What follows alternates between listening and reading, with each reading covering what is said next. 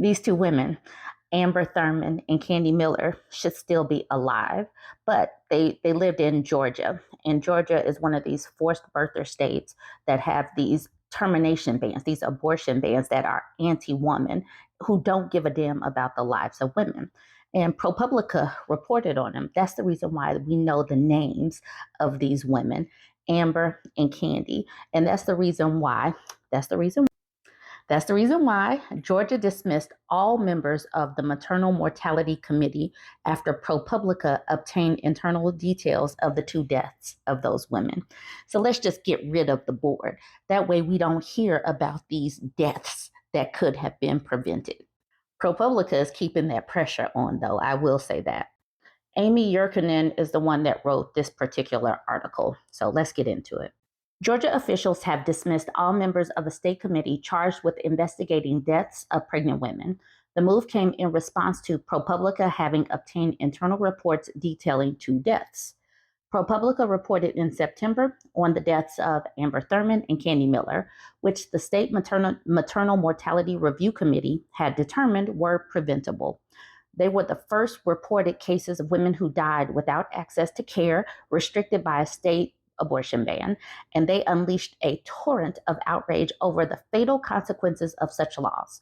The women's stories became a central discussion in the presidential campaign and ballot initiatives involving abortion access in 10 states. Confidential information provided to the Maternal Mortality Review Committee was inappropriately shared with outside individuals. Dr. Kathleen Toomey, Commissioner of the State Department of Public Health, wrote in a letter dated November 8th and addressed to the members of the committee. Even though this disclosure was investigated, the investigation was unable to uncover which individual or individuals disclosed confidential information. Therefore, effective immediately, the current MMRC is disbanded, and all member seats will be filled through a new application process. A health department spokesperson declined to comment on the decision to dismiss the committee, saying that the letter which the department provided to ProPublica speaks for itself. Georgia Governor Brian Kemp's office also declined to comment, referring questions to the health department. Under Georgia law, the work of the Maternal Mortality Review Committee is confidential, and the members must sign confidentiality agreements. Those members see only summaries of medical records stripped of personal details, and their findings on individual cases are not supposed to be shared with the public, not even with hospitals or with family members of the women who died. The health department's letter states that there could be new steps to keep the board's deliberation from public view. The letter said officials might change other procedures for onboarding committee members, better ensuring confidentiality, committee oversight, and MMRC organizational structure. Maternal mortality review committees exist in every state. They are tasked with examining deaths of women during a pregnancy or up to a year after and determining whether they could have been prevented. Georgia's had 32 standing members from a variety of backgrounds, including OBGYNs, cardiologists, mental health care providers, a medical examiner, health policy experts, and community advocates. They are volunteer positions that pay a small honorarium. Their job is to collect data and make recommendations aimed at combating systemic issues that could help reduce deaths and publish them in reports.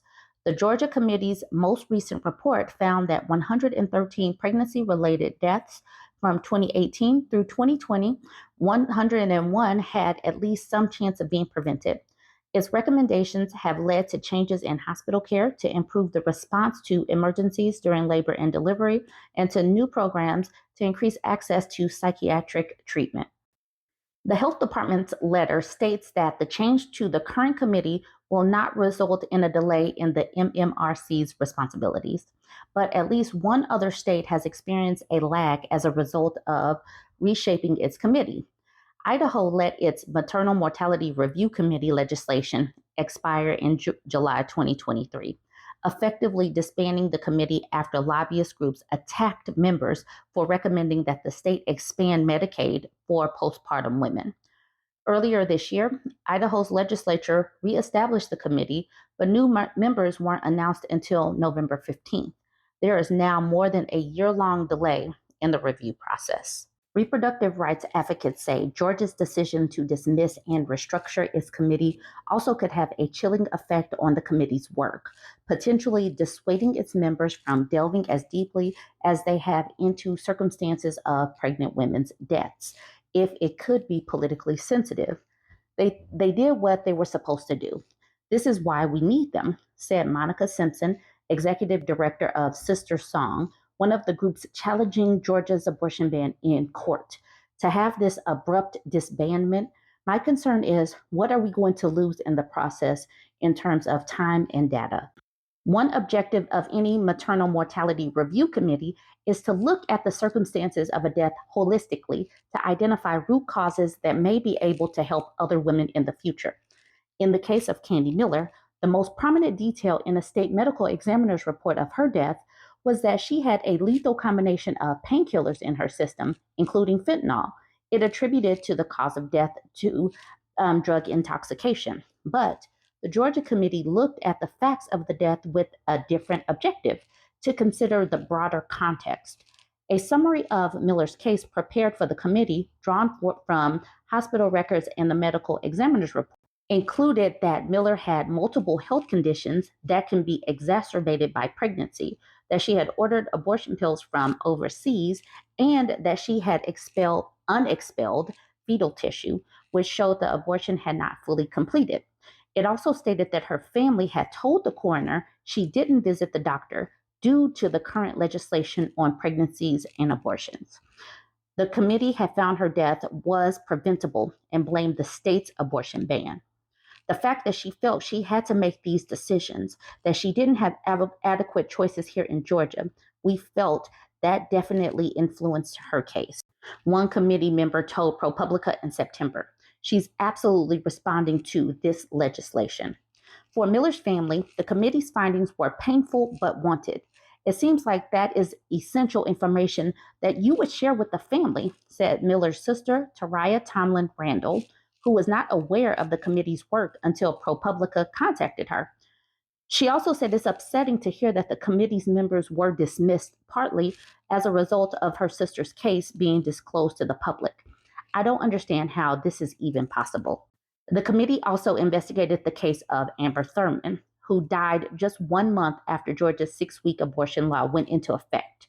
The medical examiner's report stated that Thurman died of sepsis and retained products of conception, and that she had received a dilation and curtilage, or DNC, and a hysterectomy after an at-home abortion. When the committee members received a summary of her hospital stay, they saw a timeline with additional factors.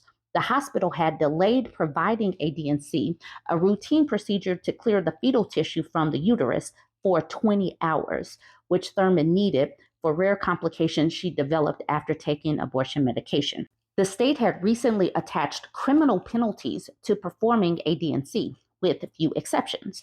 The summary showed doctors discussed providing the DNC twice, but by the time they performed the procedure, it was too late.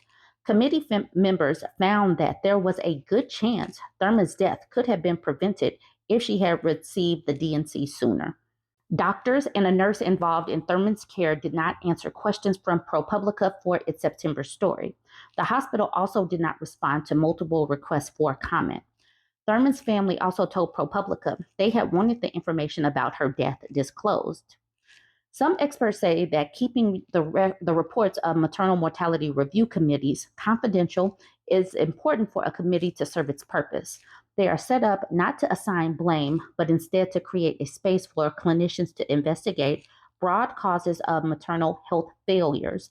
But others say the lack of transparency can serve to obscure the biggest disruption to maternal health care in half a century.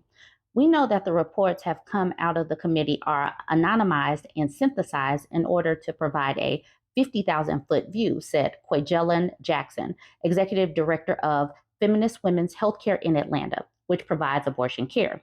But my worry is that in an effort to protect the state, there will be less information that will be available to people who could shift their actions, shift their protocols, shift their strategies, shift their behaviors in order to make a difference in maternal health outcomes. And it's just outright protecting these doctors and nurses and hospitals that are failing women. Join the conversation. Thank you, ProPublica. Don't forget to like, comment, and share.